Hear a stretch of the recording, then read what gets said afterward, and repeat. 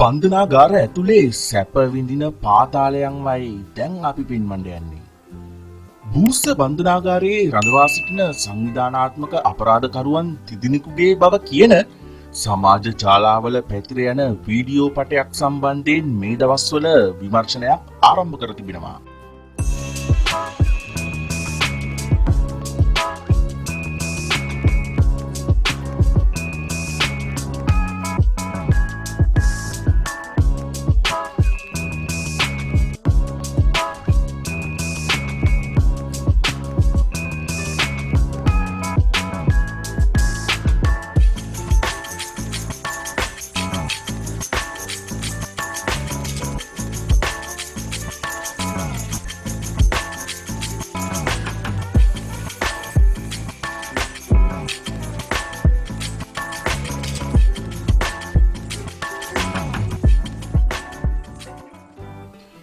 උණවටුනේ තඩියා සහ අහුංගල්ලේ ඇන්ටා අහුංගල්ලේ නුවන් නැමති මහා පරිමාණ මද්‍රව්‍ය ජාවාරම්කරුවන්ට බන්ධනාගාරය තුල ජංගම දුරකථන භාවිතා කරමින් මේ ආකාරයෙන් සැපට සිටින අතර තවත් පුද්ගලයෙකු ඔහුගේ හිස මසාජ් කරමින් සිටින අයුරු තමයි මෙම වීඩියෝවෙන් මේ දැක්වෙන්නේ.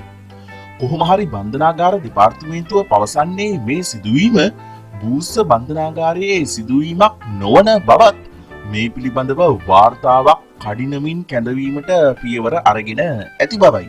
ඒත් එක්කම සඳහන් වෙන්නේ කොහොම හරි මේ දුරකථන වීඩියෝ පට දෙක මීට මාස කිහිපයකට පෙර පොලිස්පතිවරයා වෙත බුද්ධ්‍යංශ නිලධාරීන් යොමු කර තිබුණද තවමත් එම වැටලීම් සිදු නොකිරීම හේතුවෙන් තොරතුරු කරුවන් මෙම වීඩියෝ පට දැන් සමාජ මාධ්‍ය වෙත මුදා හැර ඇත්තේ අදාළ බලධාරීන්ගේ අවධානය පිණිස බවටද අනාවරණය වෙනවා.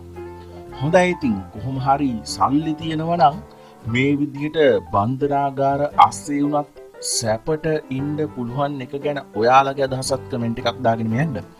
ඒ වගේම මේ වගේ දේවල් ගැන හරියටම ඇත්ත ඇති සැටියෙන් දැනගන්න අපි channel එක subscribe කරන්න අපිට කරන්නත් එපා. ස්තුතියි.